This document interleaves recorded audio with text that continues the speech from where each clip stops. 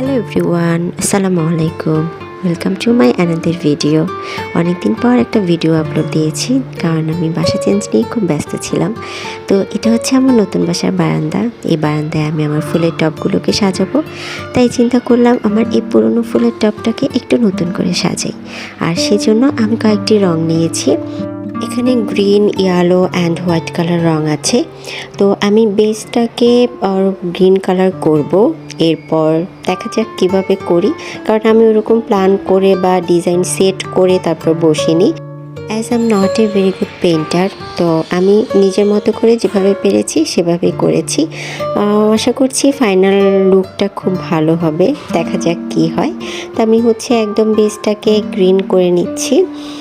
Green করে দেন উপরের যে অংশটা ওটাকে হোয়াইট করব। হোয়াইট করে বর্ডারটাকে ইয়েলো একটা টাচ দিব। টপটার বডিতে কিন্তু অনেক ময়লা ছিল, তো ওটা আমি একদম ক্লিন করেছি ওয়াশরুমে নিয়ে, ভালো করে মেজে ক্লিন করে তারপর টপটাকে শুকাতে দিয়েছি। শুকিয়ে দেন আমি এখন রং করতে বসেছি। যেহেতু আমি একটা কাজ করতে নিলে ওটা শেষ করা না পর্যন্ত মাথার মধ্যে একটা টেনশন থাকে, তাই আমি যখনই টপটা নিয়েছি একবারে বসে একদম রেডি করে তারপর আমি এখান থেকে উঠেছি। দেন আমি একটা গাছ এটাতে প্লেস করেছি। তো এখন আমি হোয়াইট কালারটা দিচ্ছি। হোয়াইট কালারটা দিয়ে বর্ডারটা যেটা হচ্ছে একটু ঢেউ ঢেউ, এই বর্ডারটাকে ইয়েলো কালার করব। করে দেন আমি গ্রিন কালার যেখানে করেছি ততক্ষণে কিছুটা হয়তো শুকিয়ে যাবে। শুকালে আমি একটা ডিজাইন করব। ডিজাইনের জন্য আমি কয়েকটা অ্যাক্রিলিক কালার নিয়েছি, একটা ব্ল্যাক কালার এবং একটা হচ্ছে মেজেন্টা কালার অ্যাক্রিলিক কালার নিয়েছি। এই জিনিসগুলো খুব ভালো হয়, অ্যাক্রিলিক কালারগুলো দিয়ে কালার করলে কোনো কিছু অনেক ভালো হয়। তো আমি যেগুলোই কালার করি আমি অ্যাক্রিলিক কালার দিয়ে করার চেষ্টা করি। আর এখানে আমি যেই রঙের পটগুলো ইউজ করেছি, যারা আমার ভিডিওগুলো দেখেছেন তারা আমি ডিসক্রিপশন বক্সে লিংক দিয়ে দিব। আমি এই সেম রঙের বোতল দিয়ে আমি আমার ছেলের জন্য একটা পড়ার টেবিলকে আমি টয় শেলফ বানিয়েছি। সো ওইটা অনেক ভালো একটা রেজাল্ট পেয়েছি আমি। সো ওখান থেকে যে রঙগুলো বেঁচেছে ওই রঙগুলো দিয়ে আমি ফুলের টপটাকে কালার করছি। এই যে দেখুন, আমি ব্ল্যাক কালার দিয়ে বসে শুয়ে একদম করছি, একটা পেইন্ট করার চেষ্টা করছি যেন জিনিসটা বডিটা দেখতে খুব ভালো লাগে। এটা শেষ হলে আমি যেটা করব সেটা হচ্ছে একটা ফোম নিয়েছি আমি।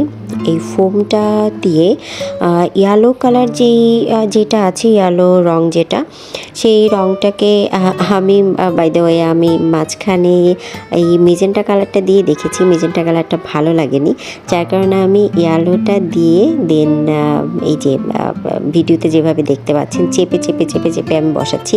এতে করে একটা শেড চলে আসছে। গ্রিনের উপরে যে ইয়েলোটা দিয়ে চেপে চেপে একটা ফোম দিয়ে যদি বসাই একটা শেড আসে, এই শেডটা দেখতে খুব ভালো লাগে।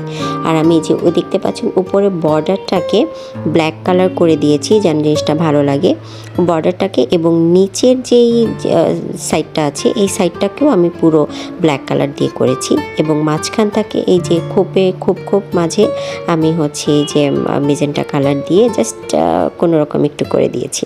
তো এই যে আমার এই গাছটা, এটা একটা লাকি ব্যাম্বো। এটা আমার বোন আমার বাসায় এসে আমাকে এটা দিয়ে গেছে। তো ওর অনেকগুলো গাছ আছে, তো ওখান থেকে ও আমাকে এই লাকি ব্যাম্বোটা দিল। এই জন্য আমি চিন্তা করলাম একটা বড় টবের মধ্যে রাখি, যে দেখতে জিনিসটা ভালো লাগবে। তো আমি হচ্ছে প্রথমে টবের থেকে মাটিগুলো করে একটা গর্তের মতো করে নিব। গর্তের মধ্যে তারপরে আমি টবটাকে প্লেস করব। গাছটা যেহেতু অনেক বড়, টবটা উঠাতে আমার অনেক কষ্ট হয়েছে। আমি চারপাশটা একদম একটা ছুরি দিয়ে চারপাশটাকে করে আলগা করে তারপর আমি গাছটাকে আমার উঠাতে হয়েছে। তো এই গাছটা এখানে দিয়ে তারপর সবগুলো মাটিকে চারপাশে ছড়িয়ে দিয়ে একটু পানি দিয়ে দিব, তারপর মাটিগুলো একদম বসে যাবে পানিটা দিলে। আর এটা যেহেতু ইনডোর প্লান্ট, আমি আপাতত বাসার ভেতরেই একটা কর্নারে রাখবো। ওই কর্নারটাতে এই গাছটা রাখলে আমার মনে হয় ভালো লাগবে। তো আর ইনডোর প্ল্যান্টগুলোকে রাখতে হলে ইনডোরে তো অবশ্যই রাখি, রাখার পরে এটা কিন্তু সপ্তাহে 1-2 দিন বা যতদিন পারা যায় এটা কিন্তু বারান্দা বা রোদে আলো বাতাসের মধ্যে রাখতে হয়। আলো বাতাসে রাখলে গাছটা অনেক দিন ভালো থাকে। তো এই যে আমি আমার এই কর্নারটাতে গাছটা রাখবো। আর আমার কাছে অনেকগুলো স্টোন ছিল, আমার ছেলে সবগুলো স্টোন যে কী করেছে আই ডোন্ট নো। এই কয়টা স্টোন আছে, স্টোনগুলো আমি দিয়ে দিচ্ছি সৌন্দর্যের জন্য।